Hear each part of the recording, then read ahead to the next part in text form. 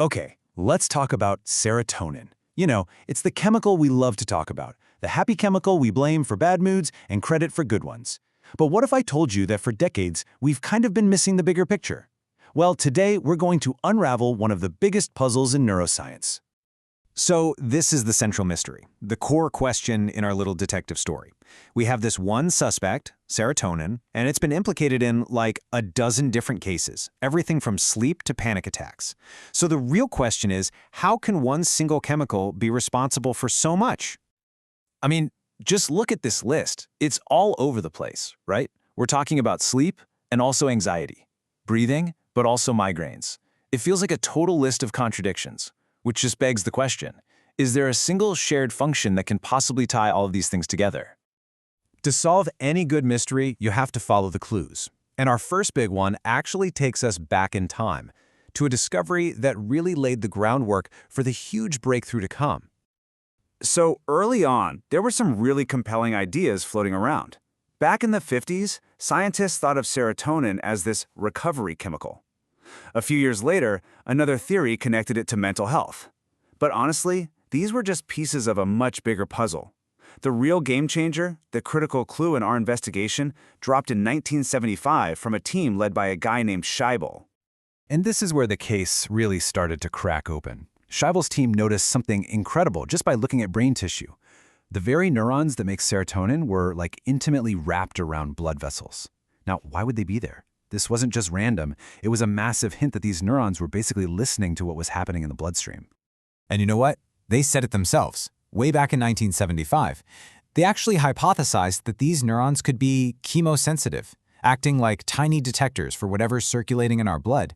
They were so close to the truth, but the technology to actually prove it, it just didn't exist yet. So let's fast forward nearly 3 decades.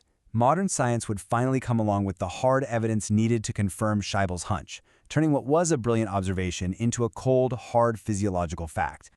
So here's what happened. In this landmark study in 2003, researchers did what Scheibel's team couldn't. They took these tiny slices of a rat's midbrain, found the serotonin neurons, and then directly exposed them to changing levels of carbon dioxide.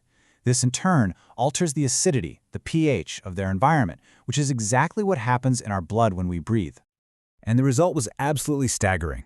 When the pH dropped, meaning CO2 levels went up, the firing rate of these neurons just skyrocketed by over 400%. Seriously, this wasn't some subtle effect, this was the smoking gun. It was undeniable proof that serotonin neurons are incredibly powerful, specialized CO2 sensors.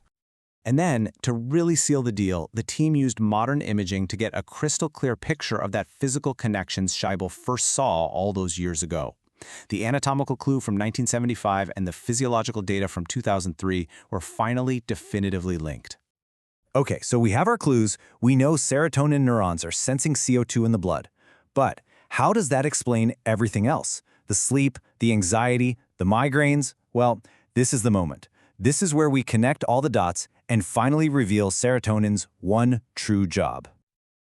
The answer, the grand unifying theory, lies in one powerful biological concept: homeostasis. Just think of it like the thermostat in your house. It's constantly making these tiny adjustments to keep the temperature stable, no matter what's happening outside. It is all about maintaining balance. And this, right here, is serotonin's one true job.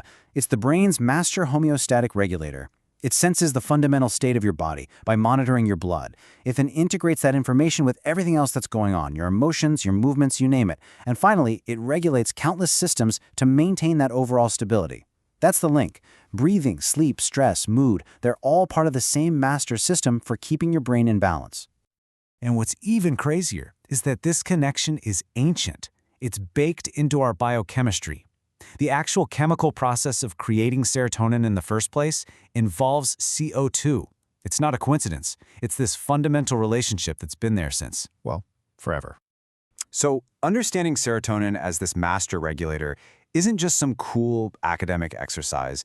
It completely reframes how we should think about treating a huge range of brain disorders.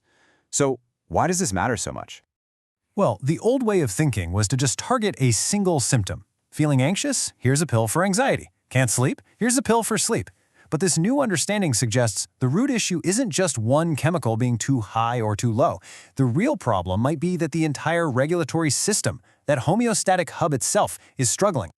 So a new kind of therapy wouldn't just be about one chemical. It would have to be this holistic approach, thinking about everything from our internal chemistry to the external factors we can actually control, things like our breathing, our diet, our stress levels, and our sleep. It's about restoring the entire system's ability to regulate itself. And I think this quote from the source material just captures this new goal perfectly. It's not about fixing one broken part, it's about reestablishing the primordial feng shui within the brain. And that right there, shifts our focus from just managing symptoms to truly promoting brain health from the ground up. And that, my friends, changes everything.